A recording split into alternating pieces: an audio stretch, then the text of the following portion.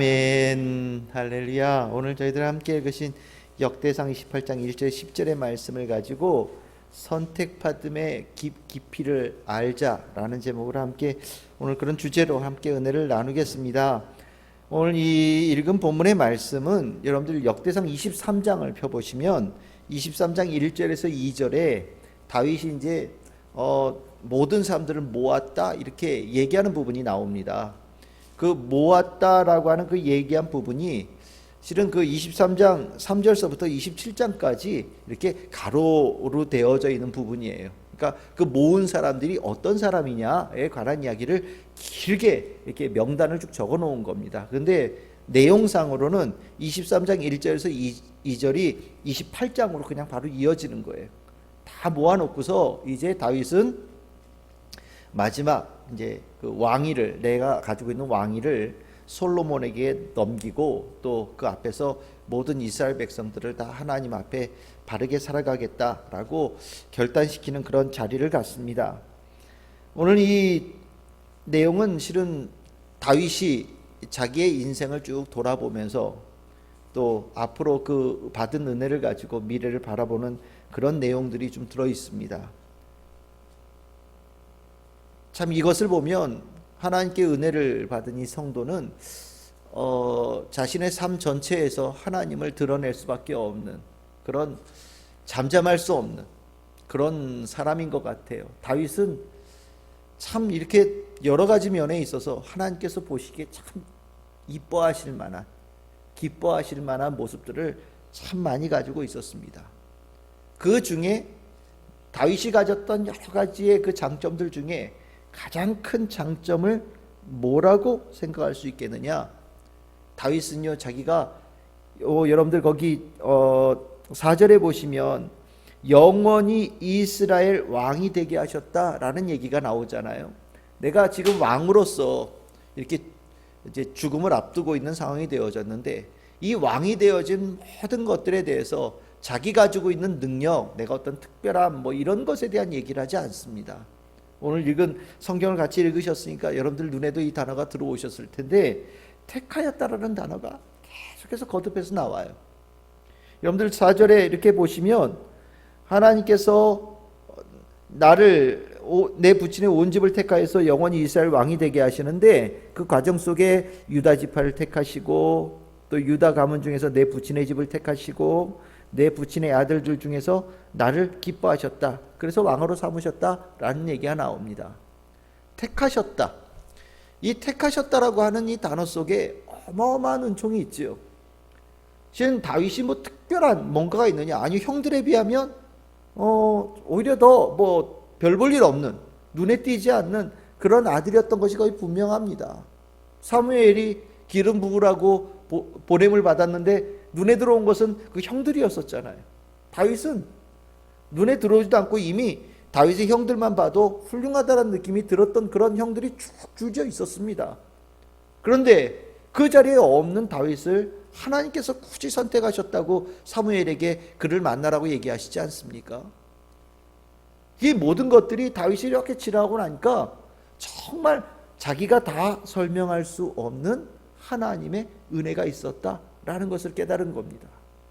택하시고 택하시고 택하시고 택하시고 모든 사람들이 다 하나님의 백성인데 그 중에서 누군가를 택하셨다라는 것은 하나님의 특별한 뜻과 의지가 있었다라는 것이고 하나님께서 그 택하실 때에는 우리가 가지고 있는 모든 약한 것들과 부족한 것들을 다 덮으실 만큼의 하나님의 특별한 사랑이 거기에 더해졌다는 것을 분명히 얘기하는 겁니다. 실은 이 택함이라는 단어는 이스라엘 백성들에게 굉장히 중요한 단어지요. 하나님께서 이스라엘 백성들에게 뭐라고 얘기하시냐? 내가 너를 선택했다라고 말씀하셨어요. 출애굽기 19장에 보시면 온 세계가 다 내 것인데 온 세계가 다 내 것인데 그 중에 내가 너를 특별한 소유로 삼으려고 한다라고 얘기를 합니다. 내 소유로 삼는다. 그 소유가 뭐냐? 보물을 얘기를 해요. 단순하게 어떤 소유물이 아니라 보물과 같은 가장 존귀한 존재로 하나님께서 모든 것이 다 하나님의 것인데 그 중에 특별한 하나님의 사랑을 듬뿍 넣은 존재로 하나님께서 이스라엘 백성들을 삼으시고 싶다라고 선언하신 겁니다. 그러면 이스라엘 백성들이 그렇게 뭐 특별할 만한 구석이 있을까? 아니죠. 완전한 은혜지요.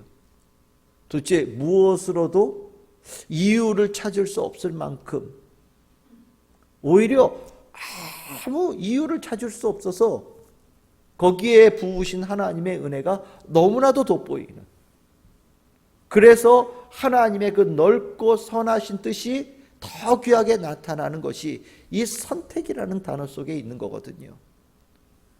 우리가 이 선택이라는 것을 마음에 깊이 새기면 실은 이 안에 늘 감격이 있지요. 감격이 없을 수가 없어요. 우리 찬양할 때 그런 얘기, 우리 찬양 있지 않습니까?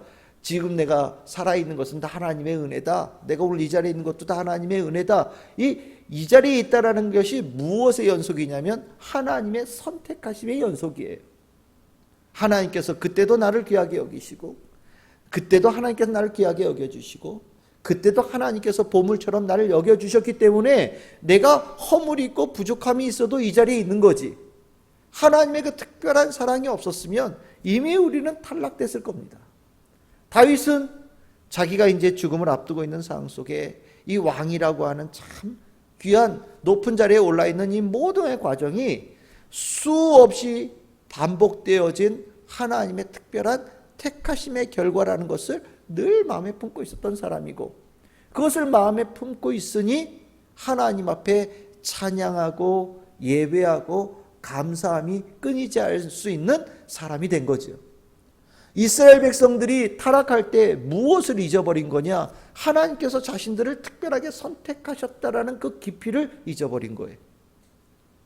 하나님께서 특별하게 선택하셨다는 것을 잊어버리고 나니까 선택되어진 자에게 요구하는 거룩한 백성의 삶도 잃어버리게 되어지는 것이고, 하나님께서 선택한 자에게 특별하게 주신 선물도 별 볼 일 없는, 또 당연한 것으로 여기는 죄를 범하게 되어지면서 하나님께서는 그들을 징계를 내리시는 아픔을 겪게 되어지지요.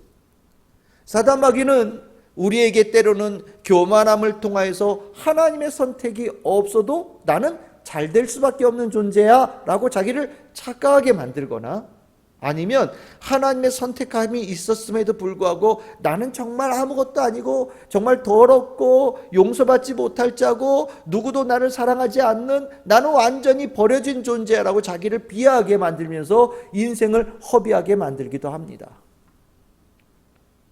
우리 안에 하나님의 선택하심에 그 깊은 은총이 살아있는 사람들은 이 사단 마귀의 유혹에 넘어가지 않을 터인데, 이 선택함에 있는 감사, 은총을 잊어버리게 되어지니 하나님께서 선택하심의 그 은총을 값싼 은혜로 전락시켜버리고 하나님의 백성답지 못한 삶으로 전락되어지는 일들을 우리는 겪곤 하는 겁니다. 다윗에게 있는 이 선택함에 대한 깊은 감사, 우리 성도들이 이 다윗의 말을 통해서 깊이 간직하는 그런 단어가 되었으면 좋겠습니다.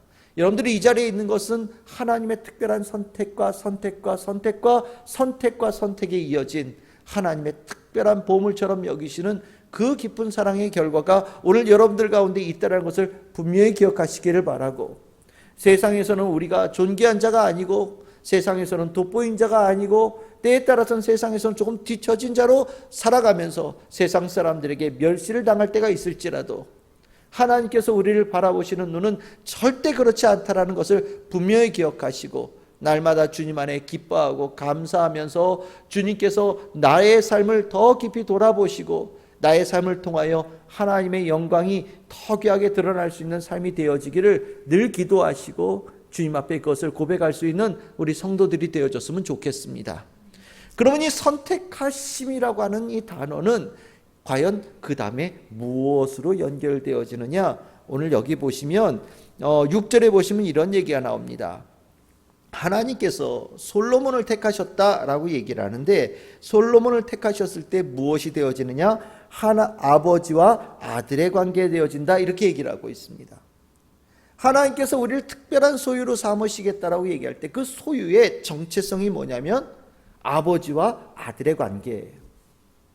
그러니까 소유라고 하는 것이 어떤 특별한 가치 있는, 값어치 있는 것, 어떤 물건, 어떤 상태, 이 정도를 넘어서서 아버지와 아들 사이에 생명이 연결되어져 있고 아버지와 아들 사이에 영광이 연결되어져 있는 뗄래야 뗄 수 없는 관계와 이 선택이라는 단어 속에 이어지는 정체성이라는 것을 분명히 기억하셔야 됩니다.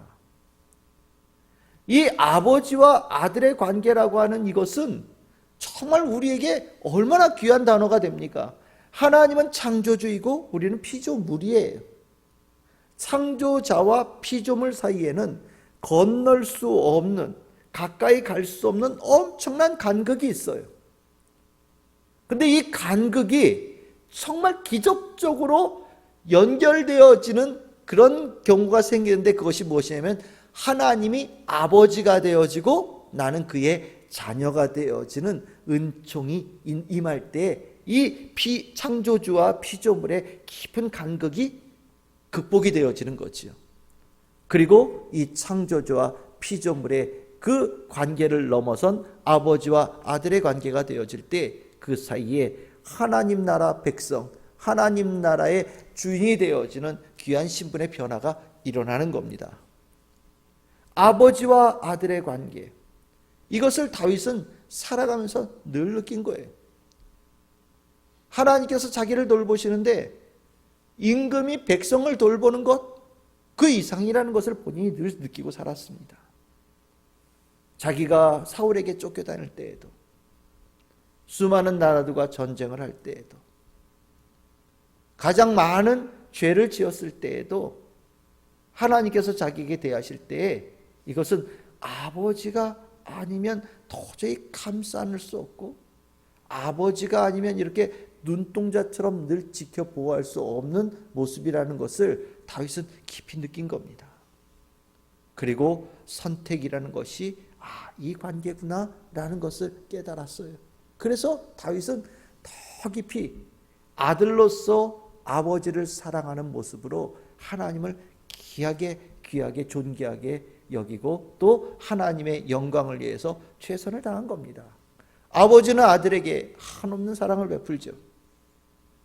그리고 아들은 처음에는 그 사랑의 깊이와 감사를 다 알지 못하지만 자기가 점점 인생이 살아가면서 누군가의 아버지가 되어지는 자리가 되어지고 누군가의 할아버지, 할머니가 되어지는 과정을 겪으면서 부모님이 나에게 주셨던 사랑의 깊이를 그제서야 조금 알게 되어지는 단계가 되지 않습니까? 다윗은 인생을 살아가면서 하나님께서 정말 자기를 어떤 다른 이해관계가 아닌 그냥 근원적인 사랑으로 자기를 대한다는 것을 깨닫고 아버지와 아들의 관계라는 것을 마음에 깊이 새기기 시작했어요. 그런데 이 아버지와 아들 사이에는 우리가 일반적인 육체의 아버지와 아들 사이하고 조금 다른 부분이 있어요. 그게 뭐냐면 아버지와 아들 사이에는 말씀이라는 것이 중간에 매개체가 된다라는 겁니다. 처음이 다윗이 나단을 통하여서 하나님께서 다윗의 나라를 영원히 견고하게 세우시고 다윗의 자손들을 영원히 왕으로 세우신다는 약속을 주실 때에는 한번 아들이 되면 쭉 아들이 된다라는 생각을 가졌던 것 같습니다. 그래서 이것을 흔히 무조건적인 계약이다 이렇게 얘기를 합니다. 내가 무엇을 하든 아버지는 아들에게 무조건 베푸시는 분이야 라고 생각을 했던 것 같아요. 그런데 이스라엘 백성들이 어떻게 됐습니까? 망하지 않을 것 같던 이스라엘 나라가 무너졌고 끊어지지 않을 것 같았던 다윗의 왕가가 끊어졌습니다. 그리고 난 다음에 이스라엘 백성들 머릿속에는 분명한 것이 들어오기 시작했죠. 이것이 무조건적으로 주어지는 것이 아니구나 라는 것을 깨달은 겁니다. 그리고 그 깨달은 바가 오늘 이 읽은 다윗의 이야기 속에 등장을 해요. 그것이 뭐냐면 여러분들 7절에 보십시오. 그가 만일 나의 계명과 법도를 힘써 준행하기를 오늘과 같이 하면 내가 그의 나라를 영원히 견고하게 하리라 하셨느니라 이렇게 얘기를 하고 있습니다. 조건이 있죠. 하나님의 말씀을 잘 지키면, 오늘과 같이 지키면, 이 오늘과 같으라는 게 뭐냐면 다윗이 하나님의 말씀을 지키는 것처럼 지킨다면, 다 너와 같다면, 다윗 너와 같다면 아무 문제 없이 계속해서 아버지와 아들의 관계가 되어져서 선택받은 자, 특별한 하나님의 보물 같은 존재로서 계속해서 축복을 이어갈 것이다. 그런데 만약에 오늘과 같이 하지 않는다면, 하나님의 말씀을 청종하지 않는다면 하나님께서는 그의 아들의 자격을 박탈할 수도 있다라는 것을 분명하게 다윗은 얘기를 합니다. 여러분들 10절에 한번 9절에 한번 보십시오. 내 아들 솔로몬아, 너는 내 아버지의 하나님을 알고 온전한 마음과 깊은 뜻으로 섬길지어다. 여호와께서는 모든 마음을 감찰하사 모든 의도를 아시나니, 여기 온전한 마음, 온전한 깊은 뜻, 모든 마음, 모든 의도, 통틀어섭니다. 우리 안에 있는 모든 생각들, 우리 안에 있는 모든 의도를 하나님께서 다 살펴보신다라는 거예요. 그리고 나서 그것을 아시나니, 정말로 내가 정말 하나님을 찾으면 만날 것이지만, 정말 하나님의 말씀을 듣고 하나님의 말씀을 따라가면서 하나님의 백성이 되어지고 하나님의 아들이 되어지기를 소망한다면, 하나님은 어김없이 너에게 하나님의 얼굴을 나타내 주실 거지만, 너의 마음속에 아버지의 말씀에 거역하겠다라는 뜻을 가지고 있다면, 네 스스로가 아버지 되신 하나님을 자랑스럽게 여기지 않는다면, 네 스스로가 아버지 되신 하나님의 말씀을 모욕하는 일들이 생긴다면, 너는 그 아들의 지위에서 박탈되어지는, 하나님께서 그를 버리시는 일들이 일어날 수 있다라고 경고를 하고 있어요. 이거는 역사 속에서 이스라엘 백성들이 아주 뼈저리게 경험한 경험이에요. 이스라엘 백성들은 자신들이 선택받았다라는 것에 무한한 감동을 가지고, 또 자부심을 가지고 절대 뺏기지 않을 자격증처럼 생각하고 살았거든요.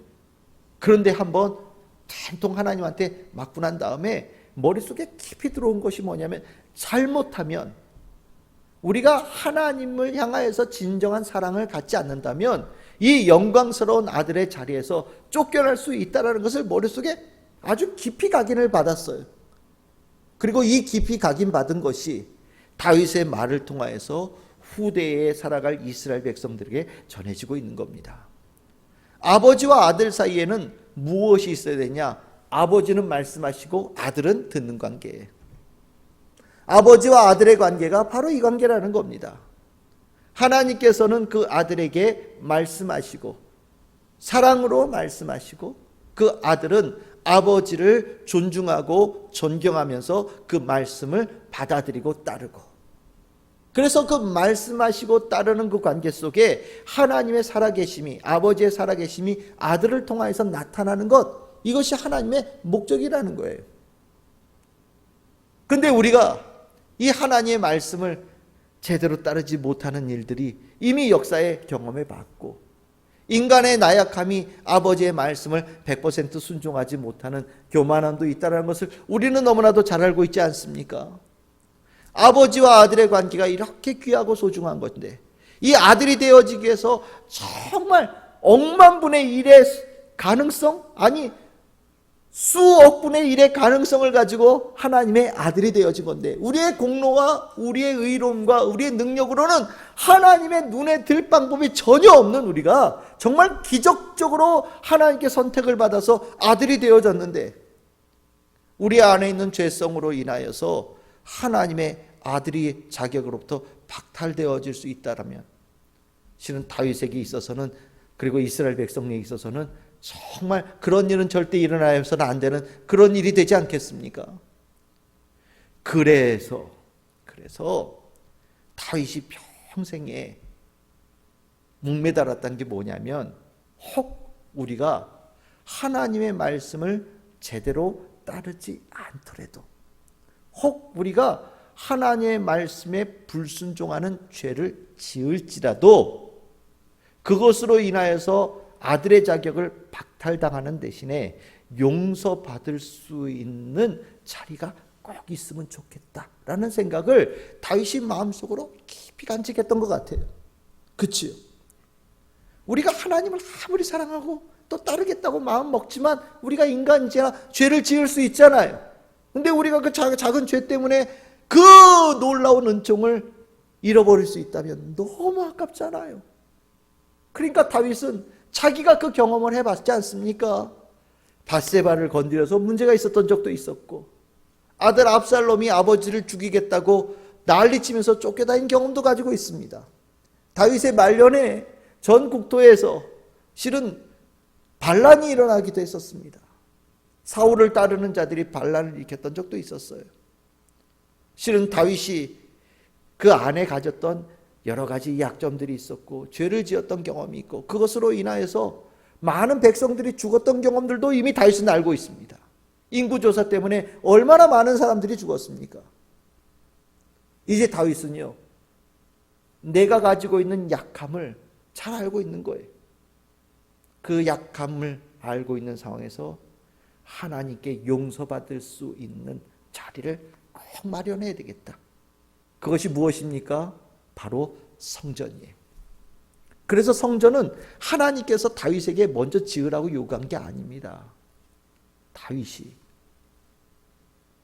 하나님의 성전을 지어야 되겠다라고 결정을 한 거예요. 그리고 그 성전의 중심에는 뭐가 있습니까? 하나님과의 언약의 증거가 있는 언약궤. 그 언약궤가 있는 지성소를 오늘 이 다윗은 뭐라고 부르냐? 여러분들 성경 11절에 보시면 이렇게 나옵니다. 속죄소라고 나오죠. 속죄소. 우리는 흔히 지성소라고 알고 있는 제일 깊은 언약의 법궤가 있는 그 장소를 우리는 지성소라고 얘기를 하는데, 다윗은 그 장소를 뭐라고 표현하냐? 속죄소다. 전에 우리 말씀드렸죠. 그 법궤 위에 이 그룹이라고 하는 천사 같은 존재들이 이렇게 날개를 이렇게 대고 있는데 그 자리를, 그 뚜껑을, 법궤 뚜껑을 뭐라 그런다고요? 시은좌. 은혜가 흘러오는, 은혜가 베풀어지는 좌석이다. 왜요? 이렇게 그룹들이 날개를 대고 있는 그 위에 누가 계신다라고 생각을 했습니까? 하나님께서. 언약을 지키시는 하나님이 언약의 백성들이 죄를 고백할 때 하나님께서는 그 자리로부터 용서하심의 은혜를 베풀어 주신다. 실은 이 지성소의 가장 중요한 핵심적인 개념이 바로 이 용서예요. 다윗이 그토록 목매달았던 성전의 중심도 바로 용서받음입니다. 왜 용서를 받아야 됩니까? 하나님의 선택받음에 이 놀라운 은총이 이어져야 되니까. 하나님께서 우리를 아들로 삼아주셨다는 이 영광스러운 지위가 계속되어지기를 간절히 바라는 마음으로 하나님의 그 언약궤를 안전하게 모실 수 있는 곳을 마련해야 되겠다라고 다윗은 작정을 하고, 하나님 앞에 제가 그 장소를 마련하겠습니다라고 하나님 앞에 평생을 졸른 거 아니겠습니까?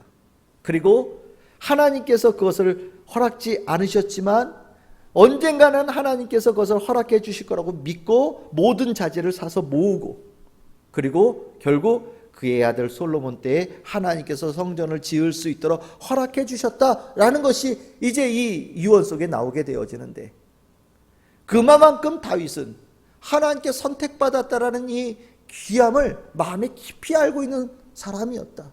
그리고 하나님의 선택받음의 이 축복이 그 뒤에 후손들에게 계속 이어지기를 간절히 바랬던 사람이다. 그리고 그것을 위하여서 자기 평생에 최선을 다해서 준비한 것이 무엇이냐? 하나님의 언약의 법궤가 있는 속죄소, 성전을 짓는데 자신의 평생을 다 바쳤다라고 얘기를 하는 겁니다.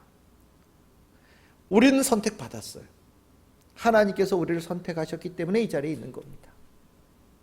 우리의 선택받음은 이 땅에서도 빛이 나겠지만 우리는 하나님 나라에 들어갈 때 하나님께서 우리를 선택하셨다라는 것은 그 어느 때보다 더 영광스럽게 빛날 것이라고 우리는 분명히 믿습니다.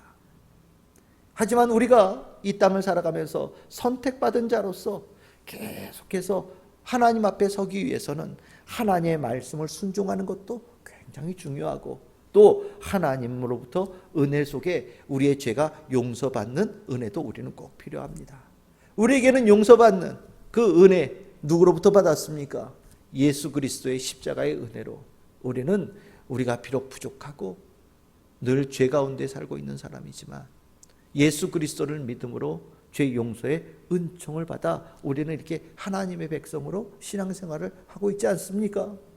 그래서 우리는 평생에 이 오늘 다윗의 이 유언으로 본다면 꼭 기억해야 될 것 무엇이냐? 우리는 선택받았다라는 인식, 그리고 선택받은 이 아버지와 아들의 관계, 그 가운데 있는 하나님의 말씀을 소중하게 여기고 순종하는 삶을 꼭 살아야 된다라는 것, 그리고 우리의 죄를 용서하실 예수 그리스도를 믿음을 통하여서 하나님 나라에 들어갈 그 백성의 모습이 늘 한결같이 유지되어져야 된다는 것, 우리에게 가르쳐주고 있는 중요한 교훈입니다.